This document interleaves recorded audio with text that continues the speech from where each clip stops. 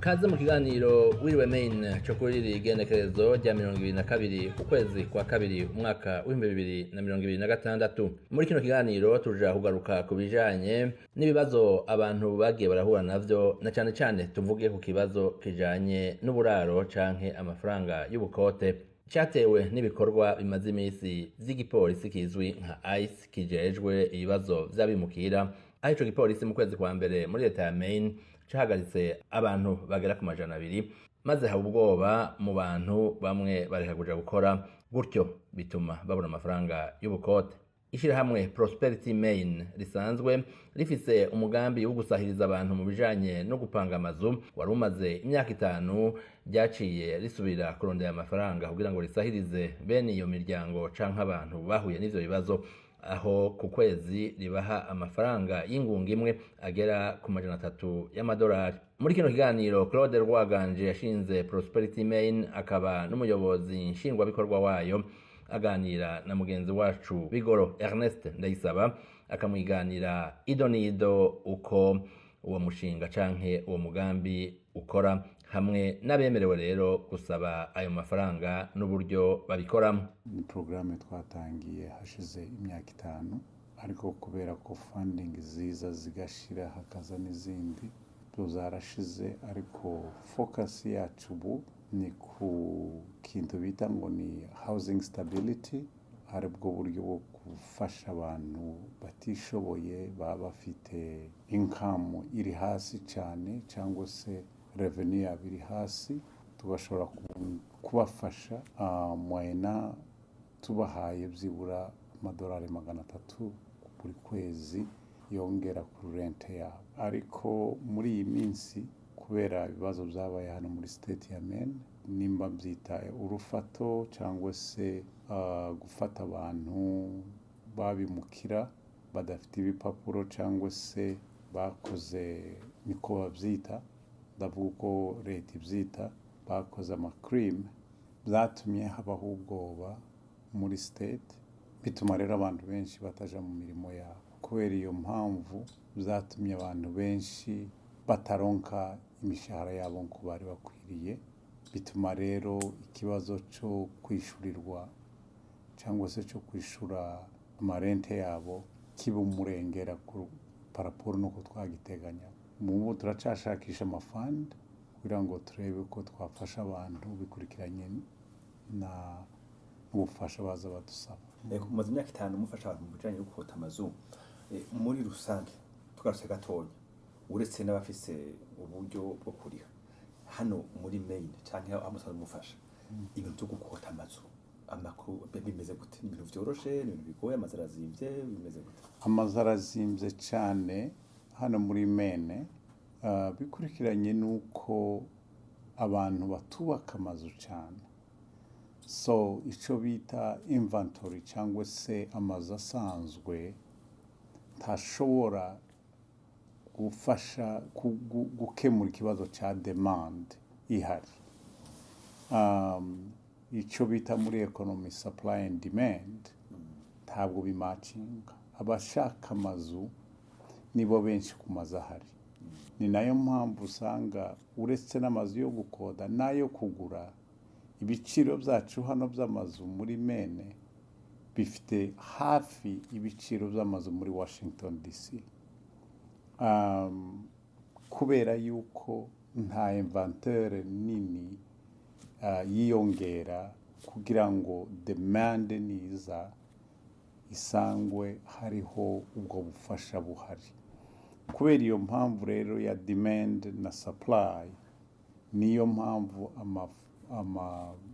ubukode burengera cyane bukaba bwinshi paraporo n'ubushobozi bw'abantu. Income yacu cyangwa se umushahara w'abantu tushobora kuzamuka vuba byihuta ngo matchinge cyangwa se ugereranije n'ubukode bakoresha.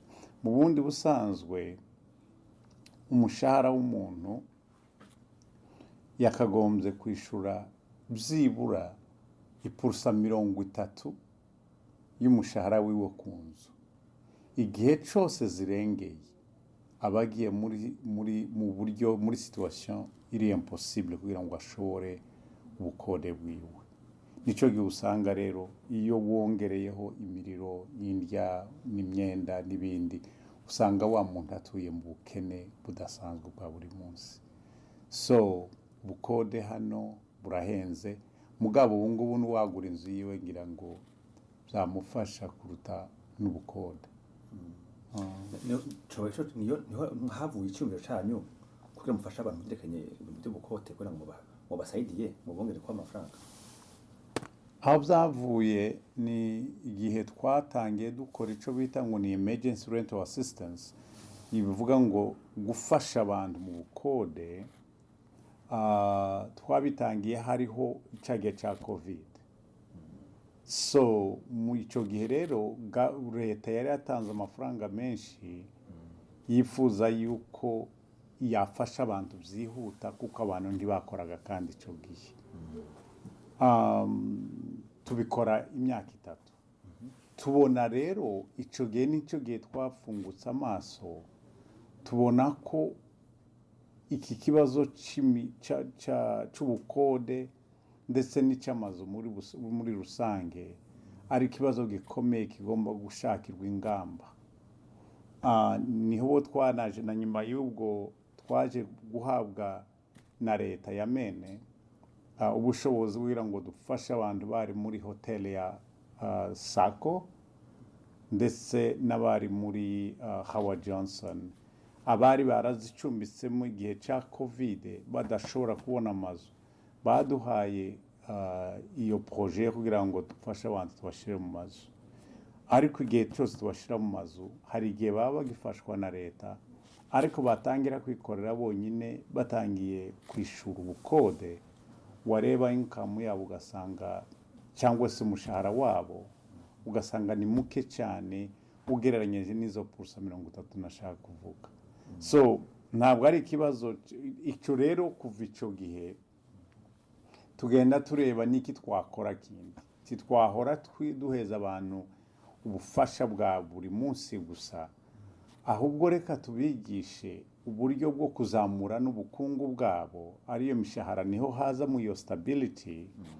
Ni gute twabafasha mu kubishura amazu, ariko tunabafasha mu gushaka imirimo kugira ngo bave mu bufasha bwa buri munsi, kuko turabafasha umwaka washira iyo projet yarangira ubufasha n'ubundi bugakenerwa ariko budahari. Ariko iyo bafashije uhawe nabigisha uburyo bwo kwikorera imirimo cyangwa se bwo gukora, nibyo bibafasha guteza imbere. Ni muri ubwo buryo rero twagiye muri state to introduce icyo bita ngo ni bill, turayidefanda muri state.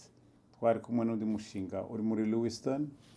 State ishobora kuduheza ayo mafaranga, ariko nayo ni make, ntabwo ari menshi cyane. Ariko ni muri ubwo buryo twavuga reka twunganira abantu, nanone duha tunabigisha kwiteza imbere kugira ngo turebe ko ibyo bizovaho bagakomeza. Inyigisho mutanga kuno umuntu yongereze ubukungu bwiwe kuko ashobora kurihira inzu, inyigisho mutanga zimeze gute? Inyigisho dutanga ahanini nicyo bita workforce development, cyangwa se kwigisha abantu uburyo bw'imirimo. Tubafasha kubashakira imirimo. Nimba ufite imirimo, eski iyo mirimo yawe ufite irahagije, niki twagufasha kugira ngo tukongerere? Eski tugomba kugushakira akazi ka kabiri, cyangwa ukazi ufite niki twakora kugira ngo wunganize? Eski ukeneye amasomo kugira ngo tugufashe? Wibuke ko tunagira n'ama scholarship ngaha yo gufasha abantu bashaka kwiga kugira ngo biteze imbere. Igifasha cyane kugira ngo umuntu yiteze imbere nuko abanza kuba educated, ategerezwa kugira amashuri.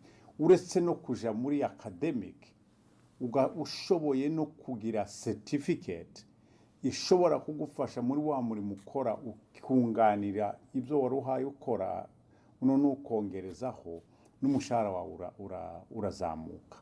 So tubafasha rero. Dufite abantu hano batarabo mu mazu, ariko bari bashinzwe ibintu bya employment, ariyo mirimo.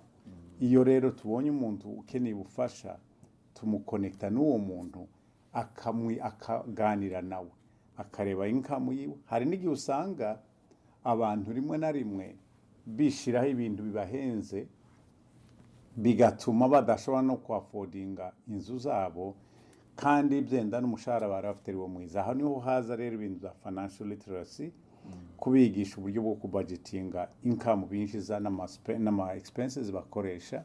Aho niho haza rero kureba ni gute wakongereza umushahara, ese urafata akazi ka kabiri, ese urakora iki kugira ngo we kuba muri ubu buzima bwo hasi cyane igihe cyose.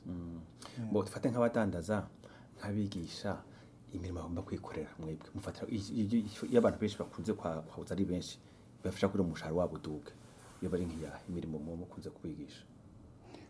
Twebwe twe tubigisha imirimo tuba urumva ushaka ko umuntu umenya kariyere yiwe. Ikintu nje nkwigishije nkabwira ngo ndaguheza amasomo yo kuja kuba muri bookkeeping cyangwa se gukora muri accounting, utabishoboye udafite izo skills ntabishobora. Ikintu cya mbere dukora tubanza kumenya ubushobozi bwabo, niki bakoraga bataraza muri kino gihugu, niki twabunganiraho kugira ngo basubire muri yo kariyere. Kuko urumva nimba umuntu aje akaba yaragiye mu mirimo yo gukubura ku rugero ariko hariya yarakoraga muri banki, niyihe mpamvu yatuma adasubira muri banki? Nimba umuntu yari umu accountant ariko akaba akora housekeeping, kubera ko adashobora gusubira muri accounting. Nimba umuntu yaraje yarakoraga muri development, kubera iki donc tugomba kubanza kureba ubushobozi bw'umuntu n'amashuri umuntu yize, tukamoriyante bikurikiranye n'ibyo. Kuko twebwe twe twobwira umuntu kariyere agomba gukora. Kugira ngo ukore kariyere kandi gufashe nuko ushobora kubiyumvamo, tugashobora gusa kuguidinga no kugarura usa naho uvuga ngo kariyere yanje ntabwo bagikoze hano ndaba bikubwiye, ahubwo subira mu mahugurwa urebe niba hari amahugurwa wagira kugira ngo ugaruke mu murimo yawe. Ibyo rero bigufasha guteza imbere aho kuguma kwibwira wenyine ngo ntibishoboka. Yes. Mu nyigisho turazwa mu rurimi rw'Amerika ari ururimi rw'icyongereza ruvugwa cyane rwose. Aha baje babimukira benshi usanga batazi icyongereza.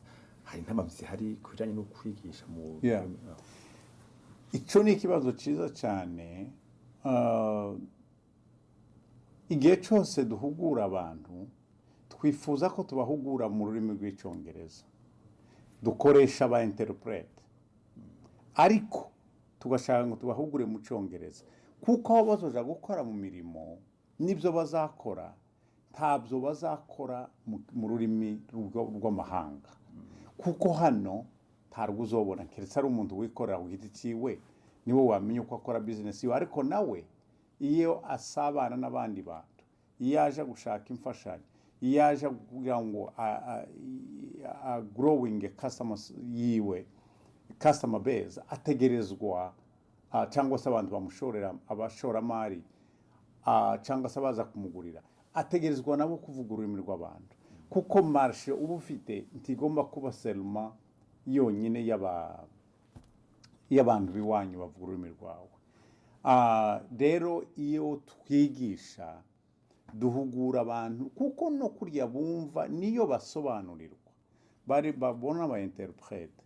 Ariko iyo uhaye babwira hari amagambo bagenda bafatamwo niyo atuma bagenda biga icyongereza. Kuko muri kino gihugu twajemo titwakomeza ngo tubeho nkaho twavuye, ibyo ntibyashoboka. Dutegerezwa kugira imbaraga kugira ngo dukore nkaho twaje kuba. None nimba marché yawe ushaka ngo iricinge abantu muri mene ko ari umuriyoni, ariko wowe ukaba uhashaka ukoresha abantu batagera n'ibihumbi 50, wumva ko utiyima wenyine. So icyo gihe rero ni ugufungura ibyo ukora byose nawe ushiremo imbaraga kugira ngo tugusobanurire ubyumve, ariko duha tunaguhugura mu rurimi ushobora gukoreshamo nawe nejo. Amatoza gatonya ku ntamyi zijanye no kugira umuntu aronka haba ameze neza. Hari abantu benshi bagasorwa mu nzu cyangwa usanga ntaraye ntaje ku kazi ko yabuze haba. wakongeramo ikibazo cyawe mu bijanye no abantu bapanga amazu ngaha udashoboye kwishura urazi ko nyene inzu agusohora hari abantu benshi bagasohorwa mu nzu canke bakabura aho baba kubera nyene ikibazo rero niki hari abantu hamwe mumaze gufasha basohoye mu mazu kuri batashoboye kuriha amazu yabo n'ubu usanze nuko uje ntanze urwandiko hariya tubona ico bita 30 days notice cyangwa se iminsi 30 kugira ngo uve mu nzu dufite programme hano yihariye ivuga ngo abantu mu gihe baje bagiye gukurwa mu mazu duhite tubakonekta n'abavoka dukorana ahangaha muri ofisi zacu bita ngo Medical Justice Partner akazi kabo bashinzwe ni ukurepresenta umukiriya igihe cyose agiye mu rukiko bashaka kumwirukana kuko nta mafaranga tuba dufite yo gufasha uno muntu wibuke yuko amafaranga yacu niyo yo bari limite dushaka ngo tuyafashe umuntu ni makeya amadolari 300 hari igihe ashobora guhagarika ya eviction iyo landlord yemeye akavuga ati reka mfasha make tugume tumushurira 300 buri kwezi ku mezi kugeza ku mezi 10 tuba tunamwigisha tunamushakira n'imirimo hari igihe bihagarika hari n'igihe bidahagarika umulendoreza akavuga ati amafaranga ni menshi sinakwihanganira iyo pema yose y'amezi yashize icyo gihe rero aja mu rukiko yashika mu rukiko bakamubwira ati se ushoboye kwishura angahe akababwira iyo vuza yo yishura ntabwo landlord ashobora kumukura mu nzu ikibazo kihaba hanini nuko abantu babona zino zandiko ntibanazimenye ntibanistahure bagaterera muri trash bakicicikira bakabona urukiko ruje kubakuramo ntibanagiye mu rukiko ntibagize gute ariko kandi hari n'igihe abagira neza rimwe na rimwe baduheza amafaranga yo gufasha abantu bameze nk'uko icyo gihe rero iyo baduhaye amafaranga iyo umuntu aje agasanga dufite izo mfashanyo turabafasha byibura ugasanga umuntu tumuhaye nk'amadolari 1000 yamufasha muri ubwo buryo ariko wese amafaranga ahoraho n'igihe usanga bagira neza bashobora kuba baduhaye izo mfashanyo tukazifasha tukabakonekta no kuyandi makampani nka Opportunity Alliance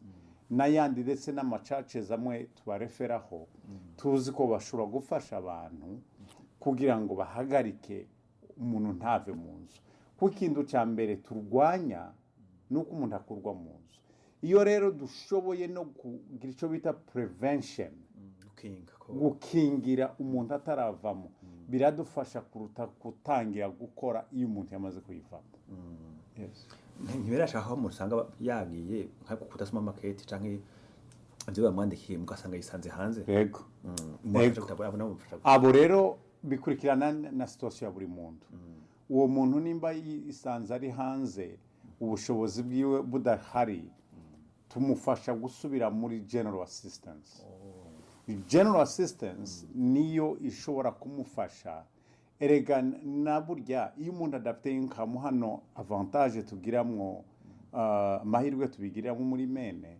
nuko tugira abantu leta ifasha abantu byibara nk'imyaka 2 igihe gitegereje no kubona ibipapuro byawe iyo wamaze kuja hanze automatically ugomba kuja muri shelter kuko nta muntu woje hanze muri no mbeho ngo aje kuyicara uja muri shelter no urumva ubutangiye kandi bushasha kandi wibuke ko shelter cyangwa se kwirukanwa mu mazu bidakora abimukira gusa n'abene gihugu birabashikira rero aho umuntu wese aja iyo byabaye gutyo ni muri shelter ivuye muri shelter rero general assistance nayo iragufasha kugira ngo usure kandi utangire gushasha hama uravye abantu mufasha hari imiryango hari abasore hari urwaruka bafite abana bangana gute uravye ingene abantu baba oh my god ntekereje dore iyi ni igikaratasi kigaragaza byibura imibare y'abantu dufasha service iyi ni draft banerekaga aha ni ku gihembwe abantu baza baje kureba imfashanyo bangana n'igihumbi na magana abiri na mirongo ine na batatu abantu baje bashaka imirimo aho ni ku gihembwe ufashe rero ikingi ukagikuba inshuro zitatu usanga abantu baza batugana bashaka ubufasha barenga ibihumbi bitatu so aba ni abantu bita ngo ni walk-in seeking assistance abantu ashobora kuba aje ashaka imirimo ashobora kuba aje ashaka amasomo ashobora kuba aje ashaka inzu ubukode cyangwa se n'abashaka no kugura bashaka ko twabahugura so ufashe imibare ukareba abantu dufasha buri mwaka cyangwa se abatugana bararenga ibihumbi bitatu hama umuntu amaze iminsi ngaha abona ko ibintu bijanye n'amazu igiciro kima kiduka abantu bakiyongera birajanye no kwantu baba ariko barakwa bahembwa ntibijanye urumva rero imishahara ntizamuka nanabivuze kare ntizamuka bikurikiranye n'ibiciro by'amazu dutuyemo urebye ubu ngubu guverineri amaze imyaka nk'itatu kuri nawo umwaka we wa nyuma agira porogaramu zo gufasha abantu kugira ngo barebe ko badevelope amazu y'ubukode afite igiciro kiri affordable sinzi ko no kwita ngo kigezwe ku bijanye n'uburyo bw'abantu bafise uburyo bw'abantu bafise so ariko amafaranga ntaboneka menshi kugira ngo abantu bakomeze bubake ni nayo mpamvu imwe mu mpamvu twe Prosperity Men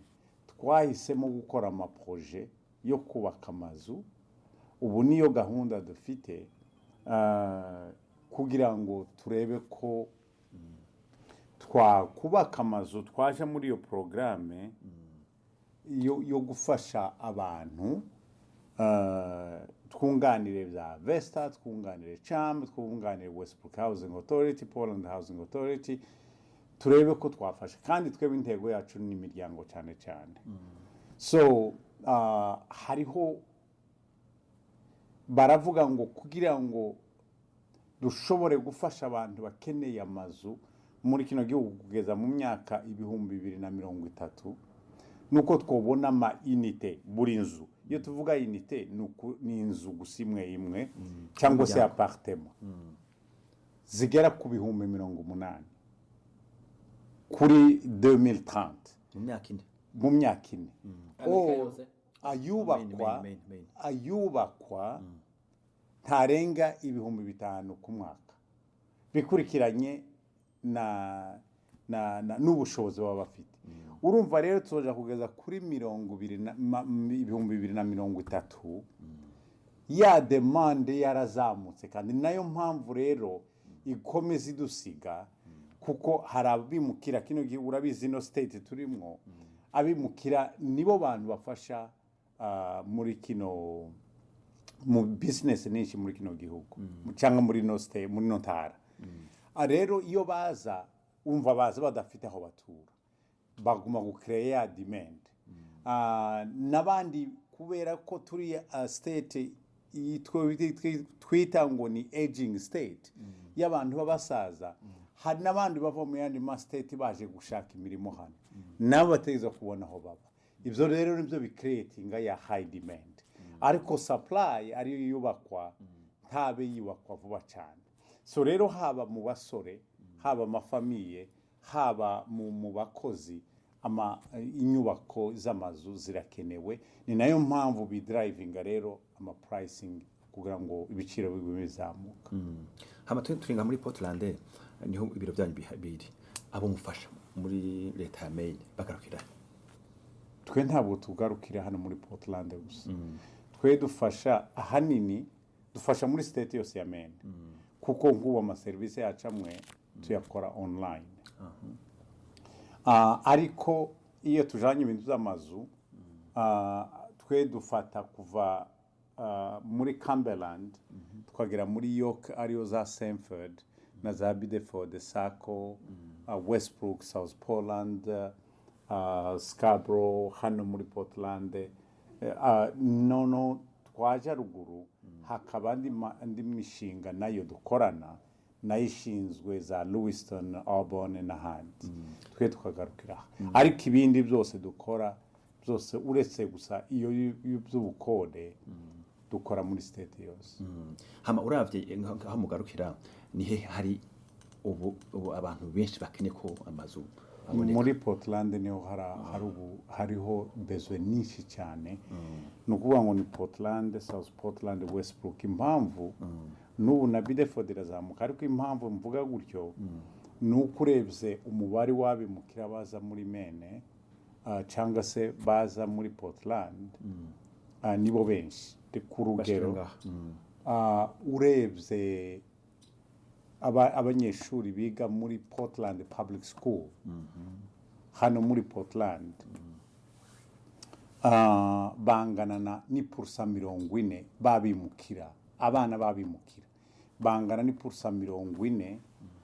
40 z'abana bose biga mu mashuri ya Portland. Bisobanura yuko abimukira ni benshi hano. Waje muri Westbrook ugasanga ni nka % 30, waje muri Lewiston ugasanga ni % 35. Aho rero hariho agglomeration nini ni nabo baba bakeneye amazu kandi n'amabusiness menshi akorera muri ibyo bice kuko abantu bagenda gutura aho babona imirimo kuko iyo mugiye hanze cyane y'umujyi bikenera transport kandi nta public transportation ihaba mu byaro. Icyo gihe rero uba ugeneye gukoresha transport yawe. Ibyo rero bikakongerera ubundi bushobozi utabufite bigatuma rero udashobora no gukora. None kwaganje uravye ibiko muri ko murakora ibintu bibagora nuko kwenshi nigene mwizera ko bizohava biva mu nzira.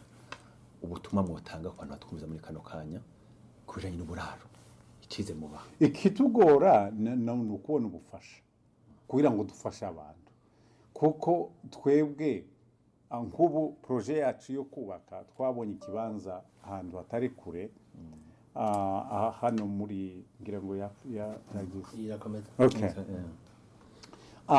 Twabonye ikibanza kandi twari ready kubaka amazu angana n'amazu 50 cyangwa se amapartement 50.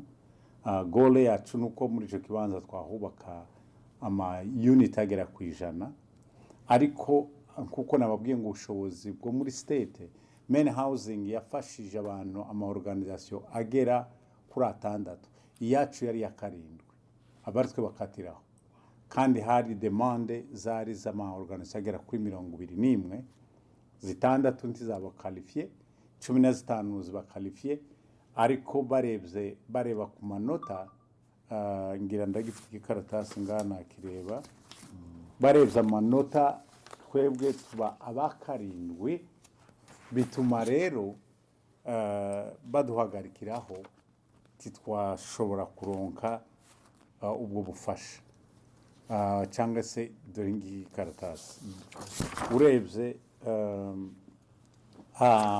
abafashijwe ni organisation zitandatu izi ngizi ni zifite indi special project ariko urebye iyo organisation ya mbere mu bantu basigaye bagomba gufashwa ni twebwe.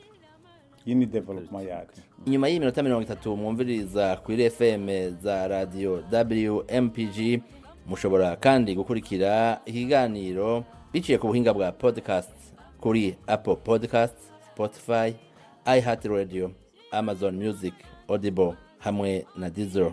Nkunda gusoma Jambo Africa. When you are an immigrant, one thing that you desperately need is information. When people are reading the newspaper, Jambo Africa, they can definitely trust that this is coming from the right source. Do our best to help bridge gaps between communities. Very important that all voices in our community are heard. Young people can really benefit from Jambo Africa. This paper connects us all with things that are relevant to all of us.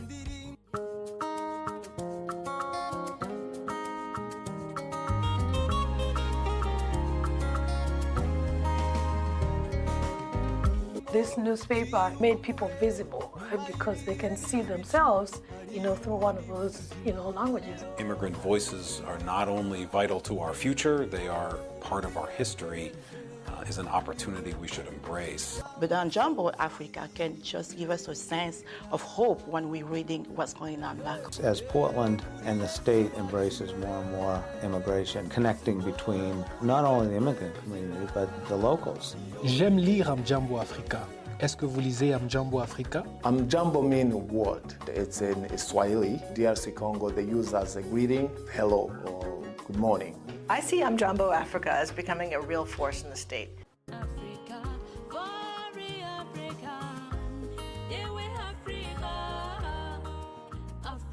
So bisobanura yuko kuri kibazo warubajije iyo ubushobozi buhari kiyo federal government ifasha ama state kuko ama state arezinga income ariko harandi mafaranga ava muri federal government yakagombye kunganira kugira ngo izo development zikomeze zibe igihe rero federal government urabizi ko idashaka no gufasha bimukira idatanze ubwo bushobozi state ntishobora yonyine kugira ngo itange amafaranga ahagije yo kubaka izo development kandi rero impamvu mvuga gutyo dufashe loan muri banki tukubaka iyo building y'imiliyoni 20 ntabwo twoshira igiciro cya ya mazu ku $1,500 cyangwa 2 dutegerezwa kwishira ku 3,500 kugira ngo twishure mortgage y'abandi ariko iyo leta iguhaye subsidy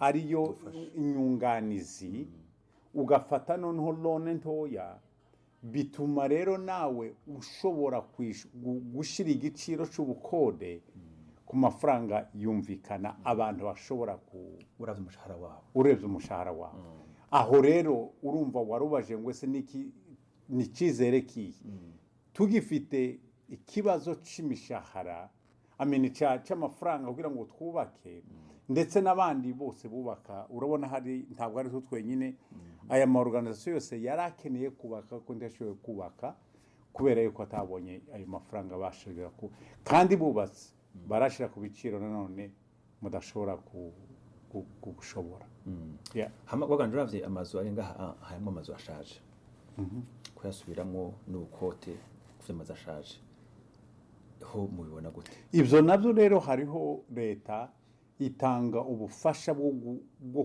ku refectione gusubiramo amazu ashaje kugira ngo nayongera beho ndetse n'amashuri amwe urebye ngaha muri Portland usanga arantu wa Vesta yagiye yubaka amazu yari amashuri ikayahinduramwo amazu usanga hariho n'amazu ashaje bategerezwa ku reflection cyangwa gusubiramo kugira ngo asubire abe muri condition nziza ayo mafaranga nayo agomba kuboneka kuko banyiri kubikora babikoze kandi bakoresha amafaranga yabo bwabushobore bakagombye gukora ntibabibonetse nabwo bibabera kandi ikibazo gutyo yes Amjambo Africa yashitse hano kandi rashimye ko mwaganye kwijanye n'uburaro ngaho muri Maine murakoze kwaganje murakoze namwe Amjambo Africa so bwa mbere so bwa kabiri sino bwa nyuma mu byukuri turabashimira kuba mukomeje gukora ibikorwa byiza byo kumenyekanisha ibibazo abantu baba bafite ha ibibazo by'ubukode ha ibibazo bindi bitandukanye abantu bahura nabo babimukira mukabwira abantu duturanye kugira ngo babimenye ndetse n'abimukira ubwabo mukabaheza education kugira ngo bamenye ibihari kibi muhamutubaza hari abazasoma ikinyamakuru cyangwa se bazumva podcast bamenye ko hari ubufasha buhari reka tubabwire ngo ibi mukora ni byiza cyane kandi umuntu ntaheranwe ndavuga abantu batwumviriza ni kibazo wenyine ngo yari naze atuganirize icyo tudashoboye tuzamugira refero ku bandi ibi rero tubikesha mwebwe kuba mwashoboye kuza kuvugisha murakoze gwaganje ngaruka hatonya akana nibagiwe iyo twavuye amazu twabamwo cyangwa ubukote n'ibyo hari cyo bisa nino kuna abantu babaho n'ingene iyo twaje tuva hari sano bari haba ingene ubukote bimeze ubukote ahandi hose ni bumwe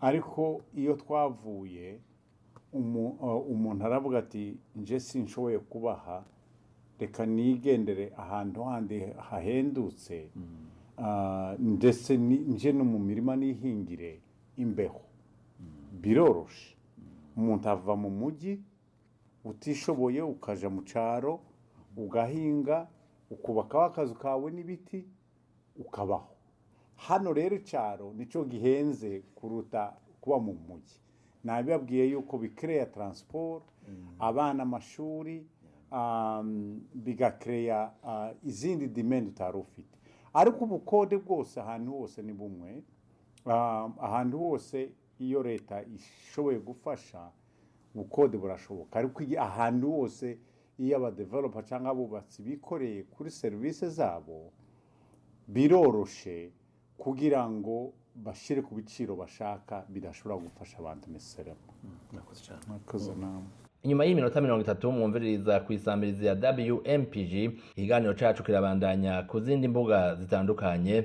Ubu naho twumvirize mugenzi wacu Pierre Claver niyo nkuru adushikirize amakuru y'ingenzi yo muri no misi. Nshuti namwese muduteza abiri turabaramukije tubaha n'ikaze muri kino kiganiro kiba yagira ibikuru bikuru byaranze akarere k'ibiyaga binini muri yindwi. Turiyahere mu Burundi aho perezida w'ico gihugu ari we yahiswemwo na bagenzi we warongore mu kiringo c'umwaka ishiramire huza ibihugu vya Afrika yunze ubumwe. Ni kibanza abakuru b'ibihugu bagenda barabisikanya ko uko umwaka utashe utwara iryo shirahamwe ni warongora inama y'abakuru b'ibihugu bagenzi we 54 mu gihe bateraniye hamwe akaneserukira inyungu z'umuryango wa Afrika yunze ubumwe Union Africaine mu makungu. Ntatogwa kubera ubutwari canke ko yoba yubahiriza intwaro rusangi ndetse n'agateka kazina muntu mu gihugu iwe, ahubwo isa n'intebe izungurukwa ko na bose umwe abise uwundi uko umwaka utashe, kiretse abagiye ku butegetsi batembagaje intwaro zari zihari. Perezida Ndayishimiye yahawe ayo mabanga mu nama igira 39 yabereye i Addis Abeba muri Ethiopia ku ndwi iheze. Atashe mu gihugu ciwe yakiriwe nk'umwami wa Afrika yose, yaragize ico ashikiriza ku bibazo bihambaye bimurindiriye. Hariho uburere amahoro n'umutekano vyagoranye uno munsi bama mu ruhagarara. Ico kibazo rero c'amahoro muri Afrika naco nico tugiye twese gufasha turaye ko amahoro yogaruka. Inzira nyamukuru ni y'ibiganiro nivyo, ariko hariho imigwi atakindi rero tatarubugize bwa nabi ivyo vy'amahoro batavyerekwa. Ico gituma ibihugu vya Afrika bica bija hamwe kavuga biti abo bafise akarangamutima k'ubwicanyi gusa nta yindi nzira atari kubagwanya.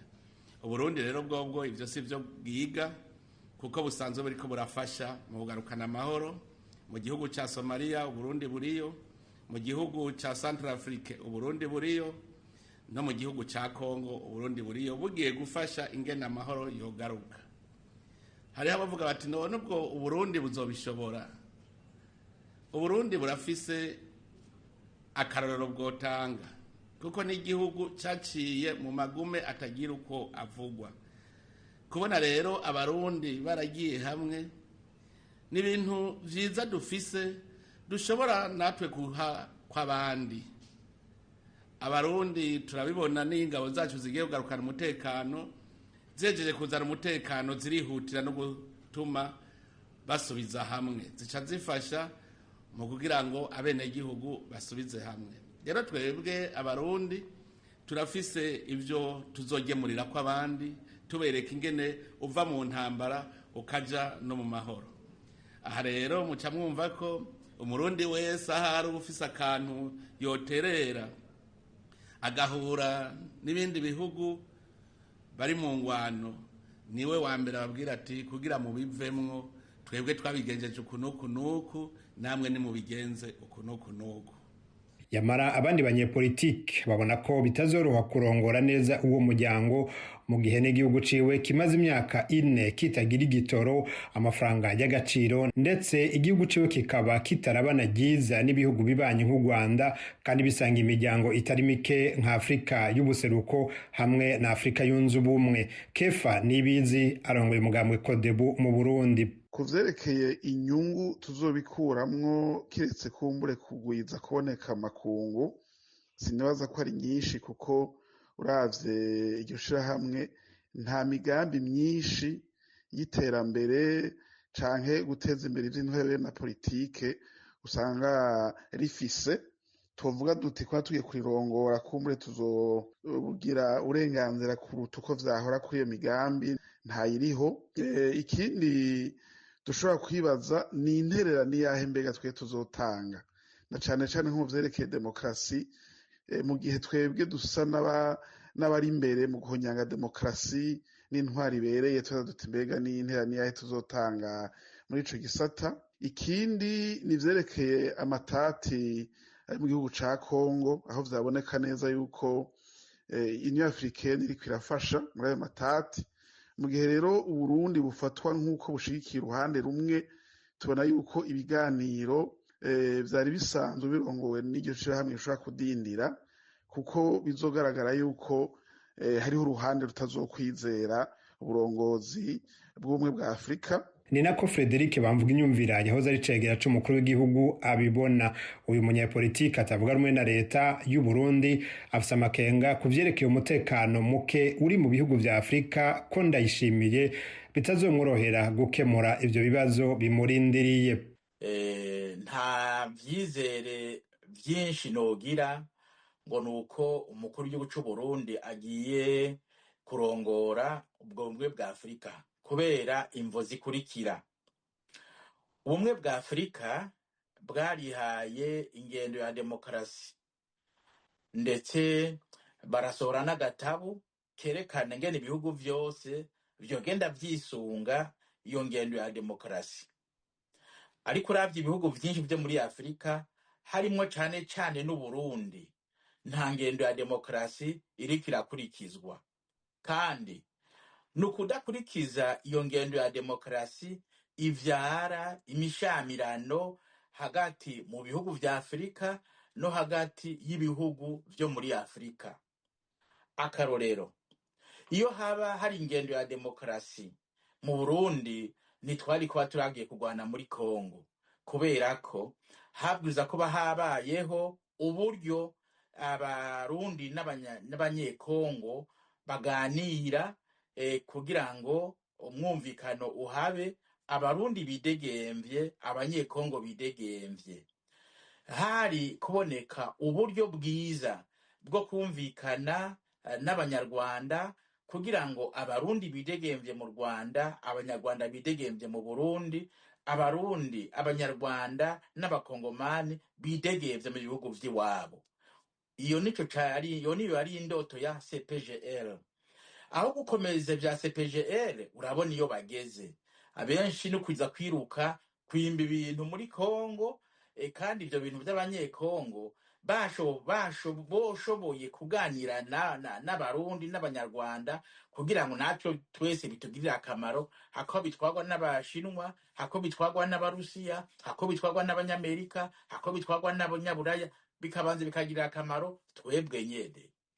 Rero sinibaza ko mu vy'ukuri hari ikintu yojana ngo agiye ngo kuhuza ngo abanyafrika. Bwa mbere vyamunaniye guhuza abanyekongo. Erega no Burundi bwabwirizwa guhuza abanyekongo hagati yabo, mugabo ntiyabwirizwa kugenda hagati yabo ngo aze guhengamira kwa banaka agwanire banaka, bose n'abanyekongo. Burya rero ikibazo naho kiri.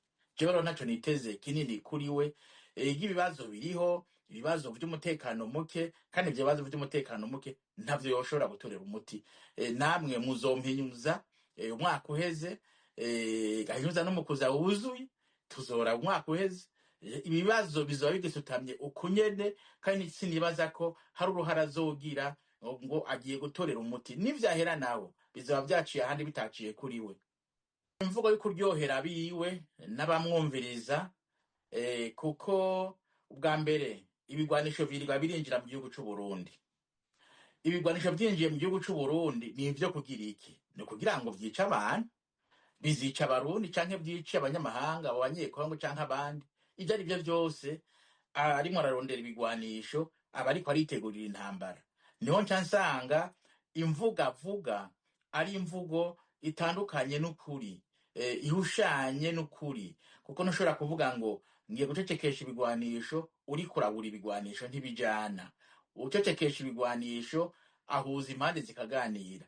Mu Burundi jewe ndavyibuka mu mwaka wa 2018 twarahuriye nawe hariya yarusha turaganira, mugakubwira amajambo aryoshe wumva umenga arafise imigambi myiza, ariko ngaho imyaka 7 iraheze 8 iraheze nta kintu na kimwe wovuga ngo nabonye ikintu cigeze gitera imbere mu ntwaro yiwe. Ico gihe yarakira umunyamabanga mukuru wa CNDD-FDD, ubu niwe abazwa igihugu, wowe wovuga ngo yananiwe n'iki ko byose byari ngaho, ahubwo byaramugoye kuko ntavyashaka. Yaba yabishaka vy'ukuri amahoro yobonetse, kandi ivyotuma amahoro aboneka biruzuye. Mu Rwanda umukuru w'igihugu c'u Rwanda Paul Kagame aherutse kuvuga ko yahamagaye mugenzi w'u Burundi akamubaza igituma ingabo z'u Burundi zagiye muri Kongo. Ni nyuma yaho abanyekongo cane cane abo mu bwoko bw'abanyamurenge bakomeye induru bavuga ko ingabo z'u Burundi zibabangamiye. Paul Kagame avuga ko ingabo z'u Burundi zagiye muri Kongo mu buryo bunyuranye n'ico ibihugu vya Afrika y'ubuseruko ndetse n'umuhuza mu matati ya Kongo bari bashize imbere. Muribuka intambara muri Eastern Congo zigitangira, habanjeyo ingabo za East Africa zimaze iminsi. By the way, mu ntambara za East African Community, mu ngabo za East African Community zijya kujyayo, habayeho kuvuga ngo u Rwanda ntirugire ingabo rutanga muri izo ngabo za East African Community kubera ko Kongo itabishakaga. Turabyemera pe, turababwira tuti rwose ntabwo u Rwanda rukeneye kujya muri izo ngabo, tutahubwo nimutugirira neza izi ngabo zigiyemo zizafashe gukemura ikibazo cyacu kiri muri Eastern Congo, ikibazo kireba u Rwanda. Nabyo mu byo muzitaho muzabyiteho. Birangira bityo. Hashize igihe gito barazirukana. Kongo, leta ya Kongo yirukana ingabo za East African Community zitarimo n'u Rwanda. Ariko muri uko kuzirukana, Kongo hitamo kwirukana abandi isigarana abandi. Muwe yasigaranye bamwe isigarana ingabo z'u Burundi. Biravuga ngo ni musigara kuko bari bafite ubwumvikane bahuriyeho nabwo bufitanye isano n'amateka yacu.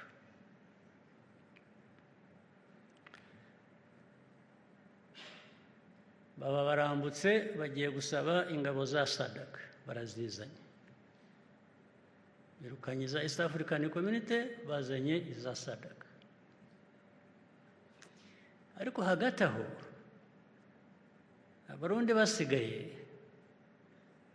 batangira koherezayo izindi ngabo ahubwo nyinshi zigenda zisanga za zindi zasigaye.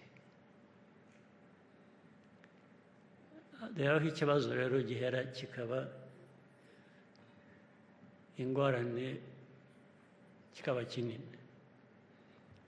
Uziko nafashe telefona perezida w'u Burundi Ndayishimiye,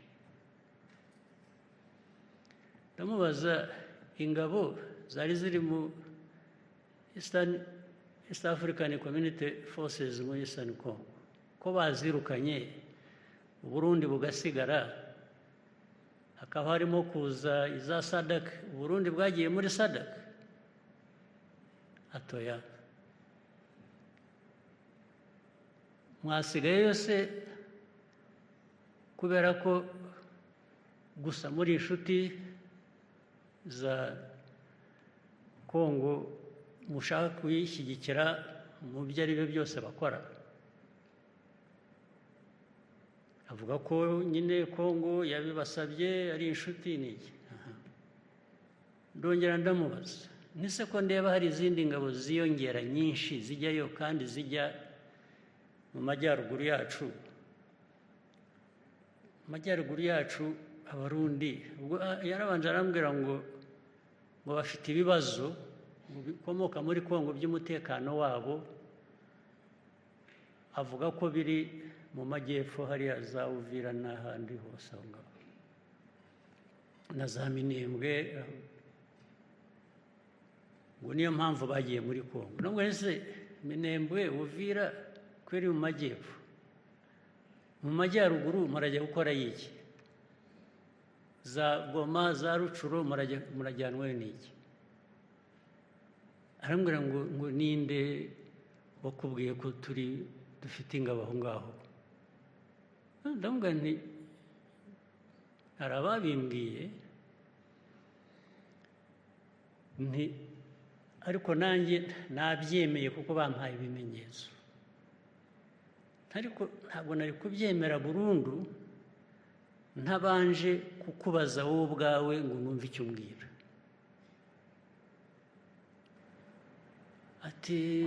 Atoya barakubeshye, tubakubwiye yarakubeshye, ati nta ngabo zacu ziri aho ngaho uvuga mu majyaruguru yanyu. Ndamubwira nti ni byiza rwose, ubwo wowe umuyobozi w'igihugu cyawe ubimyibwiriye ubwo ndabyemeye ko mutariyo. Ntabwo hashize kabiri, ndetse benshi bafatirwayo mu mirwano. Hanyuma hakurikiraho inama z'abayobozi bacu mu Rwanda, mu Burundi, kuganira icyo kibazo. Abandi bagashaka guhakana, abandi bakabereka bati se noneho mwihakanye n'abasirikare banyu ntimukibashaka, tugira ngo ahubwo turebe uko twavugana n'ababafite hakurya hariya bababahe mu batware, nabo mwabahebye ntimubashaka kubera ko bafatiwe aho mwahakanye mutari. Byaho biguma ari urujya n'uruza. Mu nama ihuza abayobozi b'inzego zitandukanye mu Rwanda iba uko umwaka utashe bise umushikirano ku nshuro ya 200 yabaye ku ndwi iheze, Paul Kagame yanagarutse ku bucuti Uburundi bufitaniye na Kongo bwatumye u Rwanda rurabwa ribi n'ivyo bihugu bibiri. Yanahakanye ko abagiriza u Rwanda kuja gufasha umuhare M23 urwanya leta ya Kongo ari kurondera inzahabu n'ayandi mabuye y'agaciro. Reka mpere ku bibazo by'akarere turimo. Muzi ibibazo tumaranye iminsi imyaka bijyanye n'abaturanyi bo muri Kongo, ndetse rimwe na rimwe hakajyamo ibijyanye n'abaturanyi b'amajyepfo mu Burundi, kubera ko bahisemo kuba ubundi uko nari mbizi mu mateka Abanyarwanda n'Abarundi babita ko ari impanga. Ubundi ni impanga, we are supposed to be twins literally. Ariko Abarundi bo bahisemo kuvuga ngo no, ntabwo tugishaka mwebwe ko tuba impanga, turashaka kuba impanga n'Abanyekongo. Okay, nta kibazo ufitanye nabyo. Niba umuntu afite guhitamo uwavukana nawe cyangwa wabana nawe impanga, ibyo ntacyo nabikorera yewe, urabyemera. Ariko uko kuba impanga cyane cyane kurimo politike mbi, politike yo kwiyanga no kwanga abandi, ibyo bakabihuriraho. Ibi ndabivuga ntabwo ari ibanga, kuko ubwabo barabyivugira abayobozi b'ibyo bihugu. Nta kintu gishya nahimbye, ntacyo ndi buvuge gishaka abantu gukurikirana ngo ariko ibyo yavuze nibyo, cyangwa niba ushaka kumenya ko ari byo utega amatwi wumva ibyo bakubwira bo ubwabo. Ntabwo rero twajya gushakisha ahandi. Izi ntambara zimaze iminsi, icyambere nagira ngo rwose mbisubiremo mbivugira aha mwumva, uzi ko wumva ko nshobora no kuba mbeshya ampakanye rwose ndishimana nagira umupaka. Tubivuze kenshi, tubibwiye abantu benshi, barabizi ntibabihakana, ariko bakabivaho bakajya ku bindi.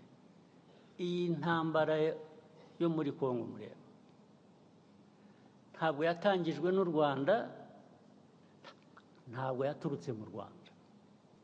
Rwose mu byandike, mu bisuzume, mu bikurikirane, ababishidikanyaho murabimenya ukuri kwabo. Intambara yaturutse ahandi, ntabwo yaturutse hano mu Rwanda. Aho handi sinirwa mpasubiramo, narahavuze sinirwa nongera kuhasubiramo. Yaturutse kuri Kongo, ariko ituruka n'ahandi. Uko babigenje hagati yabo ibyo ntabwo bindeba. Ariko muri Kongo ikibazo u Rwanda rufitemo ni iki? Ikibazo u Rwanda rufite muri Kongo kijyanye n'interahamwe ziri hariya na politiki na ideology ishingiye kuri genocide, kandi bigahora iteka batunga u Rwanda urutoki ngo turaje bagenze nk'uko twabagenje ubushize murabuzi ko byabaye, ubushize murakuzi. Sinzi niba mutegereje ubushize abo bwahitanye kuba aribo babyivugira. Ibyo rero nabyo bikongera ibyo navugaga bituruka hanze, bikaba ko turi muri Kongo gushaka amabuye y'agaciro, ko aricyo gituma dufitanye ibibazo na Kongo. Bikaba ko u Rwanda rwacu ari rutoya, dushaka kujya muri Kongo kugira ngo turwagure. Impamvu zikaba nyinshi, bakahimba impamvu, ariko bakanyura iruhande rw'ikibazo kimwe bazi nabo bagizemo uruhare, kijyanye n'interahamwe ziri hariya muri Kongo.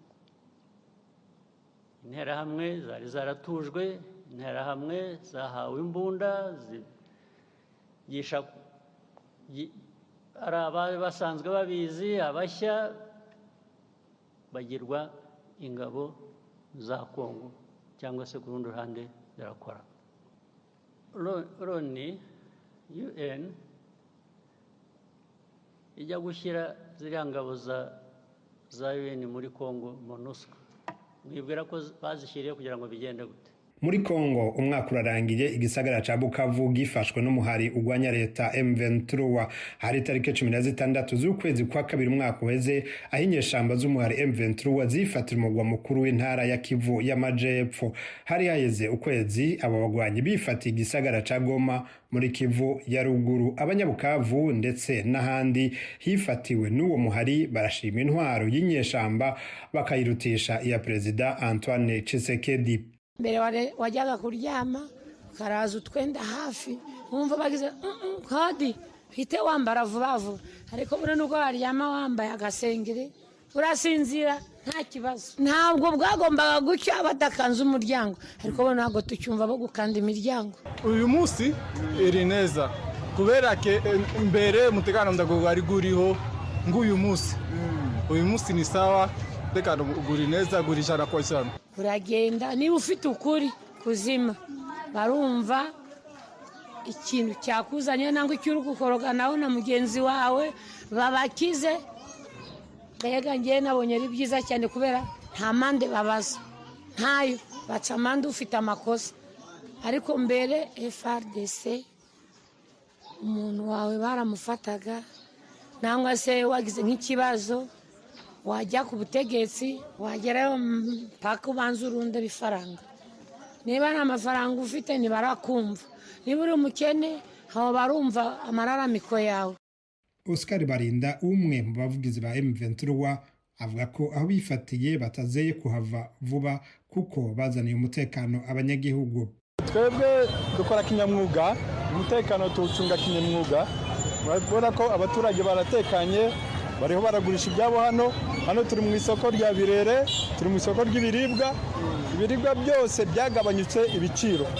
Icyizere ni imiyoborere myiza, twubatse inzego z'ubuyobozi kuva kuri nyumba 10 kugeza ku muyobozi w'intara guverineri, ariko nyumba 10 chef de quartier burgomestre wa commune akaba meya w'umujyi, urumva noneho hakaba na guverineri w'intara. Abo izo nzego zose zirakora, zirahari hano muri Kivu y'Amajyaruguru no muri Kivu y'Amajyepfo. Mu minsi yakurikiye hagiye harafatwa ibindi bice birimo Uvira hahana rubibe n'u Burundi mu Gatumba, gusa aha izo nyeshamba zahavuye ziharikura zibisabwe n'umuhuza ari we Perezida Donald Trump wa Leta Zunze Ubumwe za Amerika. Bamwe mu bari barahunze harimo utwara intara ya Kivu y'Amajepfo yari yahungiye mu Burundi yahavuye asubira guhunguka. Ico bikoze haracari impunzi zirenga 33,000 zahungiye mu mihana itandukanye muri Uvira. Ishirahamwe mpuzamakungu OCHA yitaho abamerewe nabi rivuga ko izo mpunzi zibayeho nabi cane. Kuri abo hiyongera ko abarenga 100,000 bahungiye mu Burundi. Nko mu ikambi ya Busuma iri muri komine Ruyigi intara nshasha ya Buhumuza hari abarenga igice cabo babayeho mu buzima bubi nk'uko abagira neza babitaho babisigura. Nous sommes ici dans le site de réfugiés de Busuma avec plus de 60,000. Muri nkambi dufise abantu barenga 60,000. Ku munsi haravyara abagore hagati ya 5, 6 canke 7. Hari amahema 2 gusa, nta bikoresho, nta bitanda bihari byo kubaryamikako, nta miti, nta mazi, bavyarira hasi. Turasaba ko abagira neza boduha ivyankenerwa kugira ngo dukingire ubuzima bw'aba bantu atana kimwe bahunganye. Nous avons besoin d'appui pour pouvoir offrir le minimum à tous ces réfugiés qui ont quitté tout et qui sont ici dans une situation de dénuement total. Impunzi ziba muri iyo kambi ziramaze mbere kugerageza akatari gake gusubira mu gihugu cabo n'amaguru nko kwerekana akababaro bafise kubera ko babayeho nabi batagira ibyo gufungura amazi n'ibindi. Yamara abajejwe intwaro igipolisi n'abandi hamwe n'icamwe mpuzamakungu HCR yitaho impunzi ikabasubiza inyuma ku nguvu muri iyo nkambi rikabizeza ko bagiye gufashwa vuba. Abandi nk'abo bahungiye mu Rwanda no mu Buganda. Yamara abahungiye mu Rwanda bobo bavuye cane muri Kivu ya ruguru nka Masisi na Rucuru. Aba ndetse baramaze gutangura gutahuka bahamagawe n'ubuyobozi bw'umuhari M23. Mwakoze mwebwe mwese mwumvirije ikiganiro Wiriwe Maine. Nshimiye bagenzanje Pierre Claver Niyonkuru hamwe na Bigoro Ernest Ndayisaba bamfashije kugitegura. Dushimire n'umutumire wacu Claude Rwaganje adahengeshanya kwitaba Amajambo Africa mu gihe cyose imukeneye mu biganiro bitandukanye. Eroje Burikaneza nakibashikirije ndabashimiye naho utaha.